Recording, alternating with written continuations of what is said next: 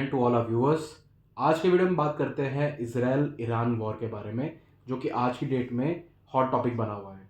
इस वीडियो में हम डिस्कस करेंगे पूरा हिस्टोरिकल बैकग्राउंड कि क्यों इजराइल और ईरान के बीच में वॉर है, कब से ये वॉर है और क्या सब करंट डेवलपमेंट्स चल रही हैं इस वॉर में, वो इस वीडियो में हम डिस्कस करेंगे। चलिए शुरू करते हैं आज का वीडियो। इजराइल ईरान वॉर के बारे में जानने से पहले हमारे को इसकी हिस्टोरिकल बैकग्राउंड जानना बहुत ज़रूरी है।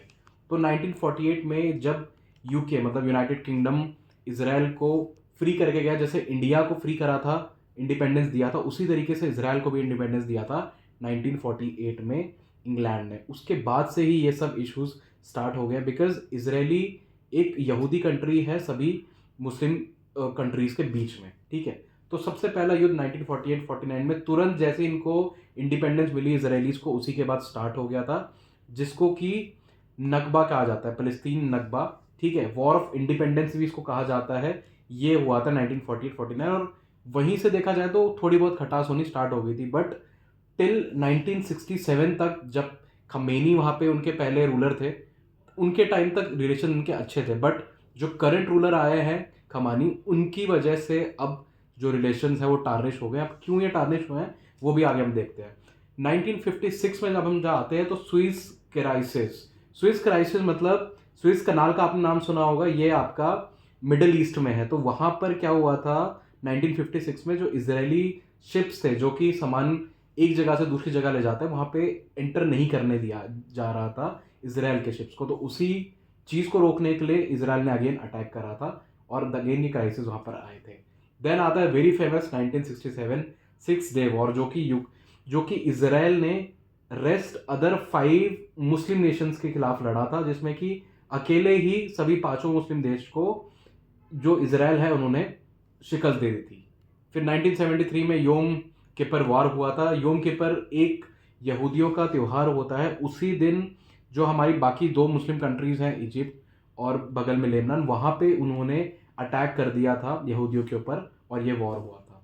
देन 1982 में लेबनान वॉर, लेबनान में भी मुस्लिम डोमिनेंस है, वहां पर भी इजराइल ने बॉम्बार्डमेंट करके ये वॉर हुआ था 1982 में। देन अगेन ऐसा ही कुछ सिनारियो 2006 में बना था, जब 2006 में लेबनान ने कुछ जो मिलिट्री एक्शंस थे अंडर कवर इजराइल के खिलाफ करने की कोशिश कर रहे थे, बट इजराइल को पता चल गया था और ये वॉर वहां पे हुआ था। और सबसे रिसेंट 2003 से लेके आज तक जो कि इजराइल हमास वॉर है, उसकी वजह से ये रिश्ते साल भर साल, डिकेड बाय डिकेड खराब होते गए।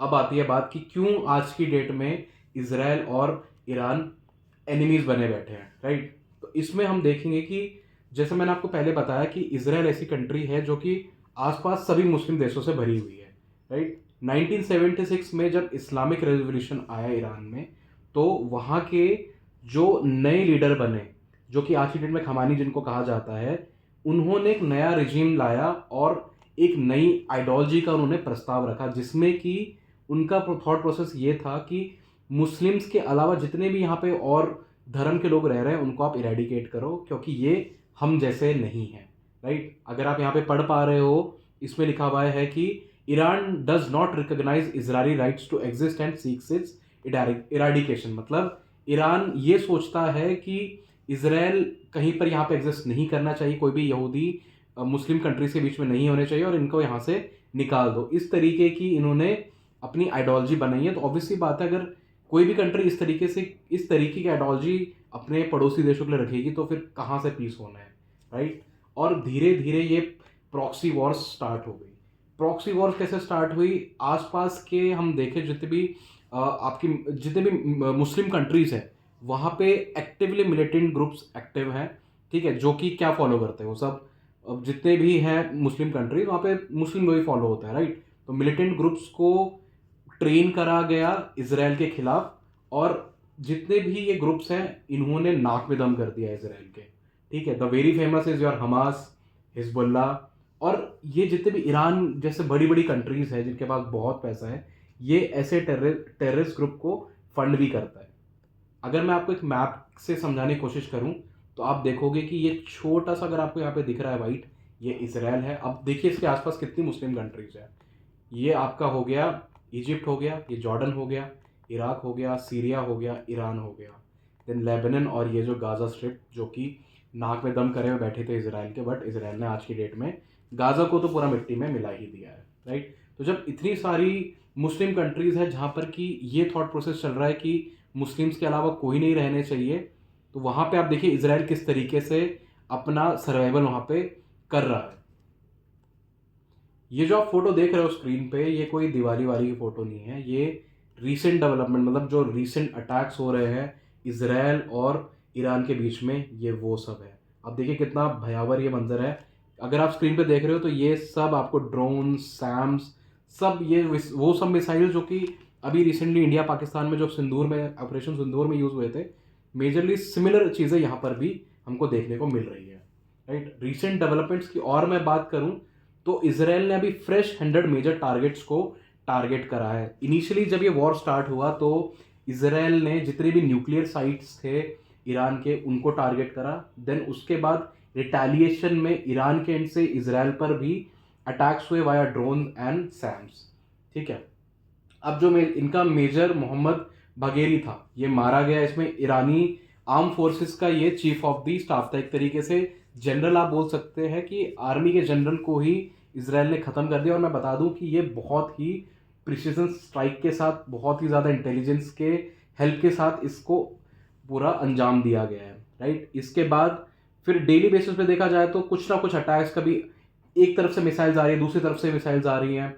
इसराइल ने जो फ्यूल डेपोज हैं ईरान के, उनको भी टारगेट करा है। अब देखिए वॉर इस तरीके से ही लड़ा जाता है कि आप एक कंट्री दूसरी कंट्री को कैसे कमज़ोर करेगी, उनके एसेट्स को बर्बाद करके। तो इसी तरीके से ये वॉर गेम चल रहा है, ठीक है। और ये चलता रहेगा, एक दूसरे पे इनकी मिसाइल्स चलती रहेंगी।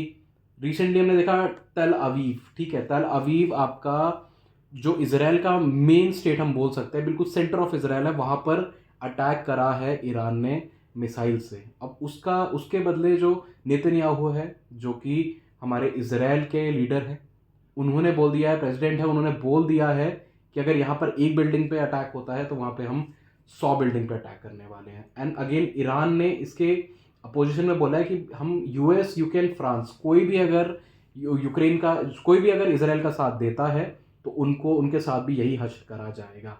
जिसके रिटर्न में यूएस के जो ट्रम्प है हमारे प्रेसिडेंट, उन्होंने क्लियर कट बोल दिया कि ईरान ने अगर हमारे किसी भी एसेट पे या किसी भी एस्टैब्लिशमेंट पे अटैक करा है तो, और अगर करने की सोच रहा है और अगर करेगा तो उसको उसका जो अंजाम होने वाला है वो कभी ईरान ने सोचा भी नहीं होगा, राइट। तो इस तरीके से हमारी पूरी डेवलपमेंट्स अभी चल रही हैं। अब बात करें आज की ही डेट की, तो इसराइल ने मिलिट्री स्ट्राइक्स करी हैं कहाँ पर, तेहरान, जो कि बिल्कुल कैपिटल है आपका ईरान का। आप यहाँ स्क्रीन्स पर देख सकते हो किस तरीके से सेंटर ऑफ द सिटी पर बॉम्ब्स गिराए जा रहे हैं। और इसराइल के जो इसराइली डिफेंस फोर्सेस हैं, उनके चीफ कह रहे हैं कि ये जो गोलाबारी है, ये सब जो चीज़ें चल रही हैं, वो अभी और इंटेंसिफाई होंगी अगर ईरान ने इन सब चीज़ों को नहीं रोका और अपनी न्यूक्लियर साइट्स को सीज नहीं करा तो, ठीक है। उसके बाद जो ईरानियन कुर्द फोर्स है, उनके कमांड सेंटर को भी इसराइल ने अटैक करा है। तो मेजरली जैसे हर वॉर में होता है, आपके जो मिलिट्री एस्टैब्लिशमेंट्स है उसको टारगेट करा जाएगा, और वही इसराइल की फोर्स आज की डेट में कर रही है। ये देखिए डिस्ट्रक्शंस के आप देख पा रहे हैं यहाँ पे।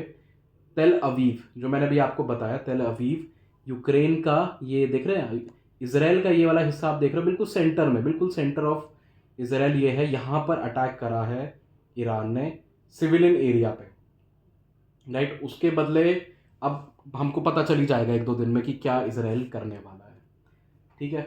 एक्सप्लोजन भी दिए गए हैं रिफाइनरी ऑफ हाइफा के आसपास। स्क्रीन पे अगर आप इस मैप को देख रहे हो तो ये हाइफा बे है, ठीक है। यहाँ पे बहुत रिच ऑयल का आपका पूरा एक जगह है जहाँ पे सबसे ज़्यादा जो रिच है, जहाँ सबसे ज़्यादा तेल निकलता है ईरान का, उस जगह को अटैक कर दिया है इसराइल ने। और बताया जा रहा है कि इतनी तगड़ी मार मारी है कि उस जगह पे जितने भी ऑपरेशंस हैं, जो तेल निकाला जा रहा था, वो सब बंद करना पड़ा है, मतलब पूरी रिफाइनरी बंद कर दी गई है। And last but not the least, ये हमारे ट्रम्प साहब हैं, जो कि अपना गेम कभी बंद नहीं करते। इंडिया और इसराइल के बीच में भी इन्होंने ये गेम चला था, और आज की डेट में इंडिया पाकिस्तान के बीच में इन्होंने गेम चला था, और आज की डेट में ये इसराइल और ईरान के बीच में भी यही गेम चल रहे हैं कि अगर ये बोल रहे हैं कि गुड चांस था ईरान के पास, और अभी भी है, कि आप इस वॉर को रोक दो और इस फाइट को ख़त्म कर दो। बट अगेन ईरान ने क्लियर कट मना कर दिया। मतलब जिस तरीके से दोनों पार्टीज़ के तरफ से अभी वो आ रहा है, रिएक्शन आ रहा है, उससे कहीं देखने को हमको नहीं मिलता कि वॉर वेरी सुन कहीं भी ख़त्म होने वाला है। तो आज का वीडियो यहीं तक गाइस। आई होप आपको वीडियो अच्छा लगा होगा। वीडियो अच्छा लगा हो तो आप हमारे चैनल को लाइक, कमेंट एंड सब्सक्राइब ज़रूर कीजिए। जय हिंद।